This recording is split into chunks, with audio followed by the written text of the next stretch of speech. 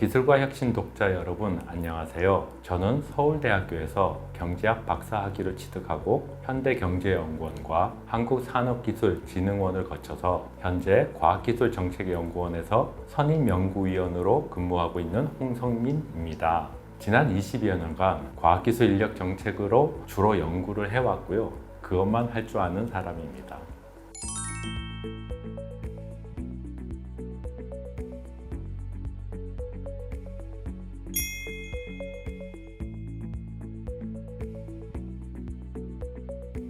트럼프 대통령이 전 세계를 상대로 강력한 상호 관세 정책을 발표하고 중국은 이에 강렬히 맞대응하며 전 세계가 뒤흔들리고 있습니다. 어느 때보다 미중 기술 패권 경쟁이 격화되면서 기술 확보 경쟁이 치열해지고 있는데요. 정작 우리나라는 그 기술 개발의 핵심 자원인 기술 인력 수급에 큰 어려움을 겪고 있습니다. 우선 인구 고령화로 베이비붐 세대의 은퇴는 본격화되고 있고 이 자리를 채울 전문 기술 인재는 턱없이 부족합니다. 산업 현장에서는 필요한 사람을 구하지 못해 아우성이고 실제로 산업기술 인력 부족 규모는 2020년 36,000명에서 2023년에는 39,000명으로 계속 늘어나고 있는 추세입니다. 공급 측면에서는 산업기술 인력의 공급 원천이 되는 이공계 전문 인력의 풀 전체 규모 자체가 줄어들고 있습니다. 과학기술정책연구원 추정에 따르면 인구 감소 추세 속에서도 그나마 증가하던 대학원 단계의 과학기술 인재마저 2028년부터 감소세로 전환한다고 합니다. 2048년에는 이공계 석박사 졸업생 수가 현재의 절반 이하로 줄어들 것이라는 전망까지 나와 있습니다. 앞으로 고급 기술 인력을 구하기가 훨씬 더 어려워진다는 의미입니다. 한편 어렵게 키운 국내 핵심 인재들의 해외 유출도 큰 문제입니다. 미국과 중국 등은 파격적인 대우를 제시하면서 전 세계의 우수 인력을 끌어가고 있습니다. 과거 중국의 반도체 굴기가 한창이던 시절에는 한국의 반도체 기술자들이 높은 연봉에 대거 이직해서 논란이 되기도 했습니다. 이러한 우수 인력의 유출은 국내 산업기술의 저변을 약화하고 국가 기술력의 누수를 초래한다는 점에서 아주 큰 문제가 될 수 있습니다.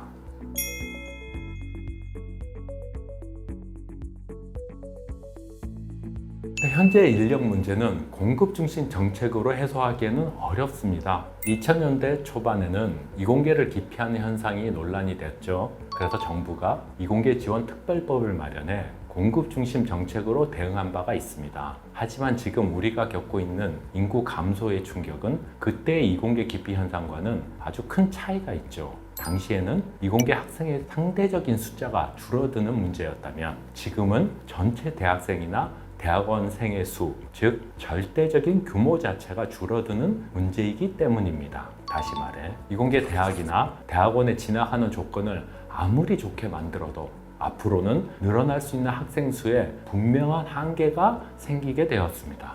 이에 더하여 이제는 적은 인원으로도 기존 이상의 성과를 내기 위해 생산성을 높이고 질적인 고도화를 이루는 것이 더 중요해졌습니다.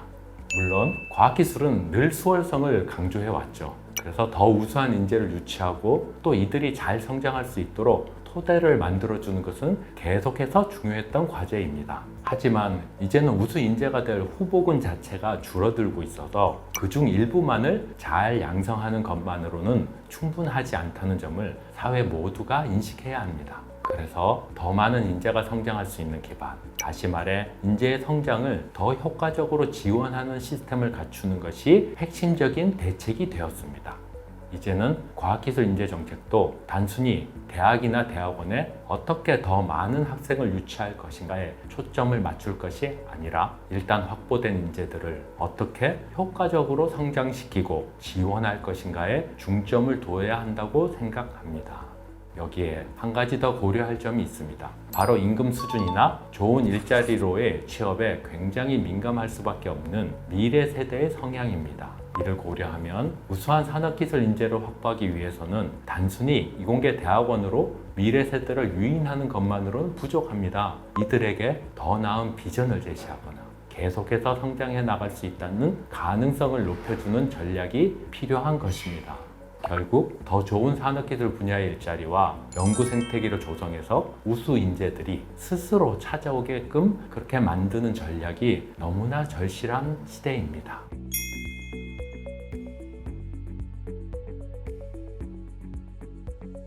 현재 인구 감소로 인해 유입할 수 있는 인재의 규모 자체가 줄어들기 때문에 질적으로 더 우수한 인재를 양성할 수 있도록 이공계 대학 그리고 대학원 교육 시스템을 체계적으로 갖추는 것이 중요해졌습니다.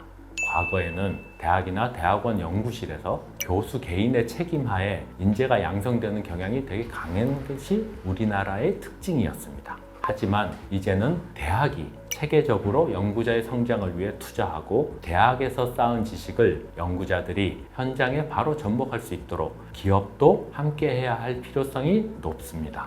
즉, 산학, 연관 모두 산업기술 인재 육성을 위해 노력하는 인재 중심의 과학기술 생태계를 만들어야 하는 것입니다. 더 나아가 진학 단계를 넘어 경력 개발 단계까지 전 생애주기 진로 지원 체계의 구축이 산업기술 인력 정책의 주요한 역할로 구성하고 있습니다. 과거 우리나라의 고도 성장기에는 인력이 단순히 산업 발전을 위해 필요한 도구나 생산 요소 중의 하나로 취급되기도 했습니다. 그런데 이제는 산업기술 인력의 공급 자체가 줄어들고 있고 OECD에서 제시하고 있는 것처럼 일자리에서 요구하는 역량, 변화 대응 역량, 협업 역량 같은 것들이 훨씬 더 중요해지고 있습니다. 이러한 인재는 대학만의 노력으로는 키워낼 수 없으므로 앞서 말씀드린 것처럼 산학 연관 모든 주체가 시각과 행태를 바꾸는 게 절실합니다. 다행히 긍정적인 변화의 조짐이 보이고 있습니다. 한국산업기술진흥협회의 2025년 산업기술 정책 관련 산업계 의견조사 결과를 살펴보면요. 산업 현장에서도 기술 인력의 경력 개발 등을 위해 기업의 투자가 필요하다는 인식이 확대되고 있습니다. 물론 여전히 정부가 인재를 양성해 주길 요구하는 기업이 가장 많다는 한계가 있지만 기업 스스로 투자가 필요하다는 인식이 성장하고 있다는 점은 굉장히 긍정적입니다. 정부는 이러한 현장의 인식 변화가 더욱 촉진될 수 있도록 정책적 노력을 기울여야 합니다. 예를 들어 기업이 인재 투자나 경력 개발에 적극적으로 나설 경우 연구개발 지원이나 세제 혜택을 확대해 주는 방식으로 인센티브를 제공할 수 있을 것입니다. 또한 재직자 대상의 리스킬링이나 업스킬링 기회를 체계적으로 지원하여 기업의 실질적인 행태 변화를 유도하는 정책 추진이 절실한 상황입니다.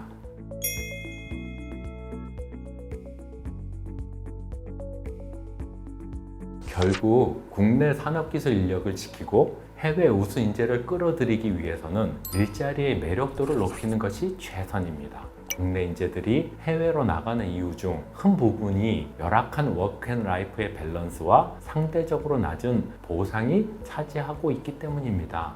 임금 수준을 당장 해외만큼 높이기 어렵다면 근무 환경을 글로벌 수준으로 개선해 볼 수 있습니다. 특히 연구자들이 연구에 몰입할 수 있는 환경을 조성해 주거나 개인이 성장할 기회를 충분히 제공하는 방식으로 보완한다면 일자리의 매력도가 높아질 것입니다.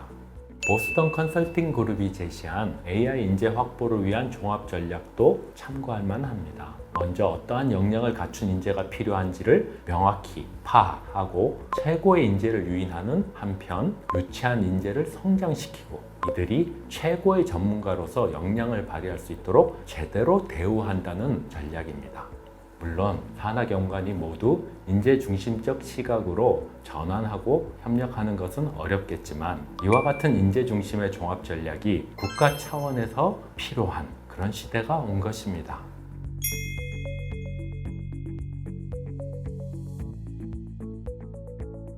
산업기술 인력은 우리 산업과 국가의 미래 그 자체입니다. 국내 인재가 떠나지 않고 해외 인재가 스스로 찾아오는 환경을 만들어야만 진정한 인재의 선순환이 이루어질 것입니다.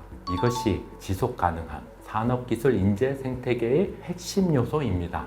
그러므로 과거의 성공 방식에 안주하지 않고요. 인재를 중심으로 상호작용하는 새로운 과학기술 생태계 조성에 우리 모두의 관심과 노력이 필요합니다.